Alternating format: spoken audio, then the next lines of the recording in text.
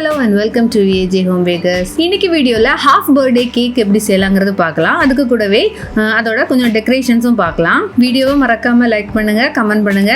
என்னோட வீடியோ சேனலை சப்ஸ்கிரைப் பண்ணாம பார்த்துருக்கீங்கன்னா சப்ஸ்கிரைப் பண்ணி சப்போர்ட் பண்ணுங்க. வாங்க வீடியோக்குள்ள போலாம். இந்த கேக் பாத்தீங்கன்னா 1/2 kgல ப்ளூபெர்ரி ஃப்ளேவர்ல பண்ணது. ப்ளூபெர்ரி கேக்கோட ரெசிபி வீடியோ ஆல்ரெடி நான் அப்லோட் பண்ணியிருக்கேன். லிங்க் டிஸ்கிரிப்ஷன்ல கொடுக்குறேன், பார்க்காதவங்க பாருங்க.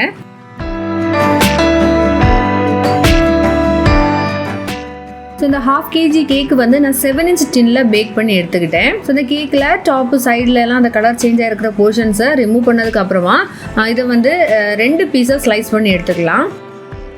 அதுக்கப்புறமா சென்டர்லேயே வச்சு அந்த கேக்கு வந்து ஹாஃபாக கட் பண்ணிக்கலாம். அப்போ டோட்டலாக இந்த கேக்கு பார்த்தீங்கன்னா 4 லேயர்ஸ் வரும். அந்த மாதிரியாக தான் நான் எடுத்துக்கிட்டேன்.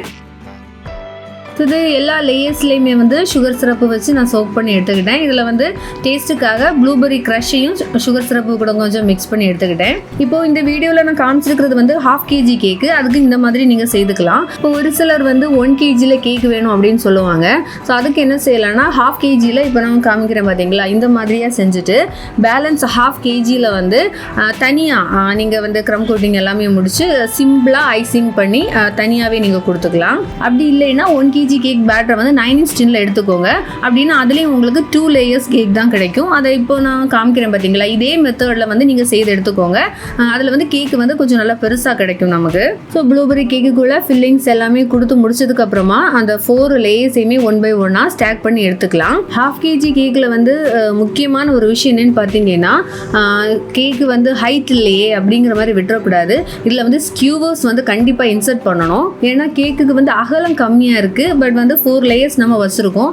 அப்படிங்கிற பட்சத்தில் ஸ்கியூவர்ஸ் வைக்கல அப்படின்னா சப்போர்ட் இல்லாமல் வந்து கொலாப்ஸ் ஆகிறதுக்கு சான்ஸ் உண்டு. அடுத்ததான் நல்லா நீட்டாக க்ரம் கோட் பண்ணி எடுத்துக்கணும். ஏன்னா நம்ம சர்க்கிள் கேக் மாதிரி இல்லை, இது வந்து ஹாஃப் ஷேப்பில் இருக்கிறதுனால கொஞ்சம் ஐசிங் பண்ணுறதுக்கு கஷ்டமாகவே இருக்கும். அதனால அந்த ஹாஃப் ஷேப்பு வந்து கரெக்டாக இருக்கிறது மாதிரியே நம்ம கொஞ்சம் எக்ஸ்ட்ரா க்ரீம் எல்லாம் கொடுத்து நல்லா நீட்டாக க்ரம் கோட் பண்ணி எடுத்துக்கணும். க்ரம் கோட் முடிச்சுட்டு கண்டிப்பாக மினிமம் ஒரு 1/2 hour ஃப்ரிட்ஜில் நம்ம செட் பண்ணதுக்கு அப்புறமா தான் ஐசிங் பண்ணணும். ஏன்னா நான் ஏற்கனவே சொன்னது மாதிரி கேக்கு வந்து இந்த ஹாஃப் சர்க்கிள் ஷேப்ல இருக்கிறதுனால கேக்கு நல்லா செட் ஆனா மட்டும்தான் நமக்கு கொஞ்சம் ஈஸியா ஐசிங் செய்து எடுக்க முடியும்.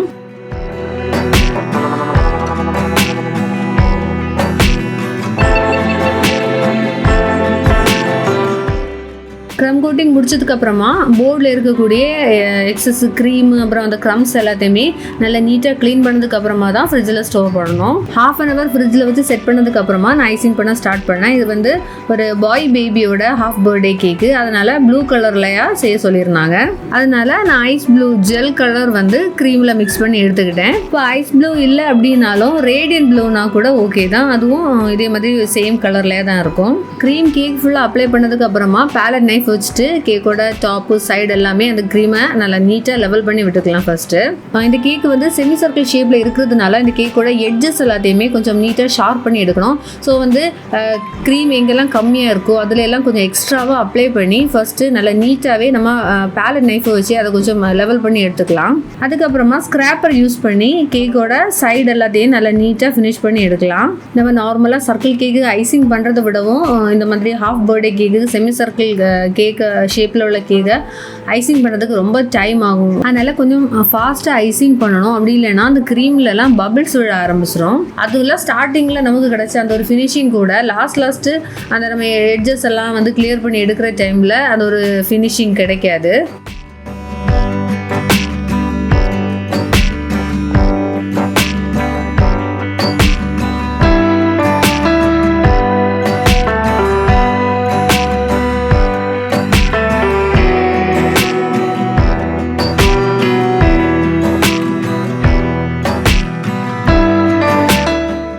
பாருங்கள், நல்லா நீட்டாக ஐசிங் முடிச்சு எடுத்தாச்சு. போர்டை நல்லா நீட்டாக க்ளீன் பண்ணதுக்கப்புறமா ஃப்ரிட்ஜில் ஸ்டோர் பண்ணிவிட்டேன்.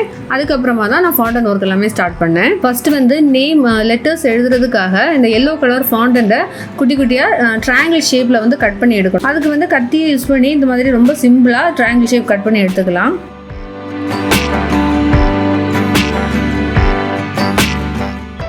அதுக்கப்புறமா ஒயிட் கலர் ஃபாண்டனில் க்ளவுட் கட்டர் வச்சுட்டு க்ளவுட் ஷேப்புக்கு வந்து கட் பண்ணி எடுத்துக்கலாம். அது வந்து டோட்டலாக ஒரு 3 clouds வந்து நான் கட் பண்ணி எடுத்துக்கிட்டேன். அதுக்கப்புறமா இதில் வந்து ஒரு ரெயின்போவும் செய்யணும். நான் வந்து இதுக்கு முன்னால் ஒரு ரெயின்போ கேக் டெக்கரேஷன் வீடியோவில் இந்த ரெயின்போ ஃபாண்டனில் நம்ம எப்படி செய்யணுங்கிற நான் டீட்டெயிலாக காமிச்சிருந்தேன். இதில் வந்து நான் சிம்பிளாக நான் சொல்கிறேன். இதில் வந்து டோட்டலாக 6 கலர்ஸ் அந்த ரெயின்போ செய்கிறதுக்காக நான் செலக்ட் பண்ணது. 7 எல்லாம் வைக்கல, அப்படின்னா ரொம்ப வெயிட் ஆகிடும், ரொம்ப பெருசாகிடும். அதனால் 6 போதும். ஃபஸ்ட்டு வந்து இந்த வயலட் கலர் எடுத்துகிட்டு நம்ம வந்து கை வச்சு நல்லா ரோல் பண்ணி எடுத்துக்கலாம். நல்ல டியூப் ஷேப்புக்கு நல்ல லென்த்தியாக நமக்கு எவ்வளவு லென்த்து தேவையோ அந்த அளவுக்கு நல்லா ரோல் பண்ணி, திக்னஸும் நமக்கு எந்த அளவு தேவையோ கை வச்சு நம்ம அட்ஜஸ்ட் பண்ணி ரோல் பண்ணி எடுத்துக்கலாம். அப்புறமா நமக்கு ரெயின்போ வந்து எந்த அளவுக்கு அகலமாக தேவையோ அதை பொறுத்து நம்ம அந்த ஷேப்பு ஃபார்ம் பண்ணுறதுக்கு ஸ்மால் சைஸில் ஏதாவது பாட்டில்ஸ் யூஸ் பண்ணிக்கலாம். ஸோ இதில் வந்து 6 லேயர்ஸ் நான் அரேஞ்ச் பண்ணி எடுத்துட்டேன். இதில் வந்து ஒவ்வொரு லேயருக்கு இடையில எடிபிள் க்ளூ அப்ளை பண்ணியிருக்கேன். அப்போ தான் எல்லாமே நல்ல செட் ஆகி நமக்கு கிடைக்கும். இந்த ரெயின்போட பாட்டமை ஒரு நைஃப் வச்சு கட் பண்ணி லெவல் பண்ணி எடுத்துக்கலாம். அப்புறமா கொஞ்சம் ஃபாண்டன் ஃப்ளவர்ஸ், அது வந்து இந்த மாதிரி சிலிக்கான் மோல்டு யூஸ் பண்ணி சன்ஃப்ளவர், ரோஸ் அப்படி 1-2 ஃப்ளவர்ஸ் வந்து நான் செய்து எடுத்துக்கிட்டேன். இதோட ஃபாண்டன் ஒர்க்கெல்லாம் ரொம்ப சிம்பிள் தான். அப்புறமா வந்து ஒரு 3 பால்ஸ் அது வந்து ஃபாண்டனில் தான் நான் செய்து எடுத்துக்கிட்டேன். அப்புறமா பார்த்தீங்கன்னா இந்த டெடி பியர், அது டெடி பியர் எப்படி செய்யணுங்கிறது நான் இதுக்கு முன்னால் ஒரு டெடி பியர் தீம் பர்த்டே கேக்கில் வந்து நான் காமிச்சிருந்தேன். நான் அந்த வீடியோவோட லிங்க் டிஸ்கிரிப்ஷனில் கொடுக்குறேன், பார்க்காதவங்க அதை பாருங்கள்.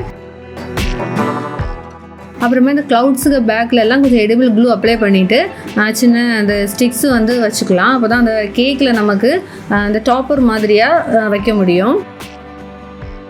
அது மாதிரி அந்த ரெயின்போக்கும் கொஞ்சம் ஸ்ட்ராங்காக இருக்கிறது மாதிரியாக ஸ்டிக்ஸ் வந்து நம்ம அந்த பாட்டமில் எடுத்து வச்சுக்கலாம்.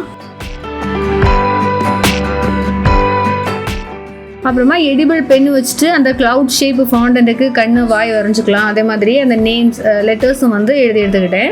இதை வந்து அவனில் வச்சு ட்ரை பண்ணி எடுத்தாச்சு.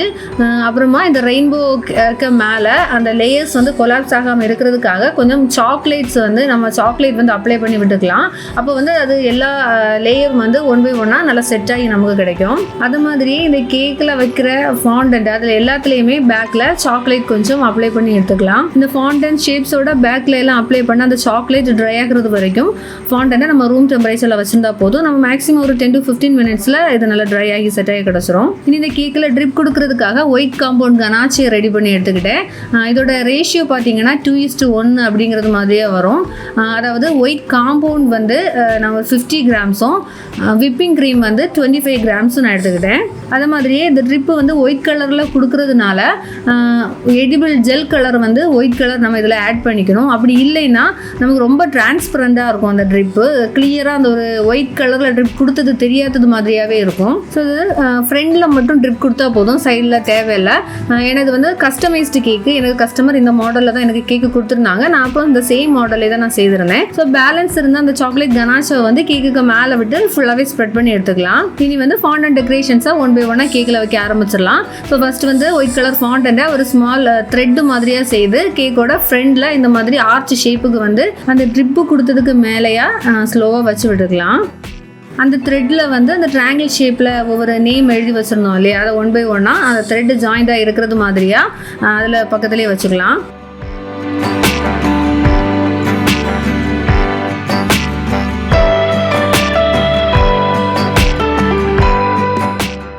இந்த ஃபாண்டன் பால்ஸ் வந்து போர்டில் வைக்கும்போது கொஞ்சம் எடிபிள் க்ளூ அப்ளை பண்ணி வைக்கலாம். அப்போ தான் அந்த பால்ஸ் வந்து மூவ் ஆகாமல் இருக்கும். இந்த ஃபாண்டன் டெக்கரேஷன்ஸ் எல்லாமே அந்த கேக்கை வந்து நம்ம எப்போ டெலிவர் பண்ணுறோமோ அந்த டைம் தான் கேக்கில் செட் பண்ணி டெலிவர் பண்ணணும். கேக்கில் நம்ம இந்த ஃபாண்டன் டெக்கரேஷன்ஸ் எல்லாம் செட் பண்ணதுக்கு அப்புறமா ஃப்ரிட்ஜில் ஸ்டோர் பண்ணக்கூடாது. அது மாதிரி இந்த ஃபாண்டன் டெடி பியர் வைக்கும்போது அப்படி தான் பாட்டமில் கொஞ்சம் எடிபிள் க்ளூ அப்ளை பண்ணி வச்சிங்கன்னா அந்த போர்ட்லேருந்து மூவ் ஆகாமல் இருக்கும்.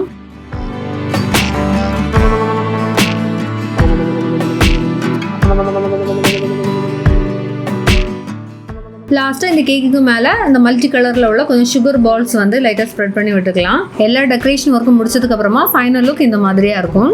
அவ்வளோதான், ஹாஃப் பர்த்டே கேக் ரெடி ஆயிடுச்சு. இந்த வீடியோ உங்களுக்கு யூஸ்ஃபுல்லாக இருந்திருக்கும்னு நான் நம்புகிறேன். ஏதாவது டவுட்ஸ் இருந்துச்சுன்னா நீங்கள் கமெண்ட்ஸில் கேளுங்க, நான் ரிப்ளை பண்ணுறேன். வேறொரு வீடியோவில் மீண்டும் சந்திக்கலாம். பாய்.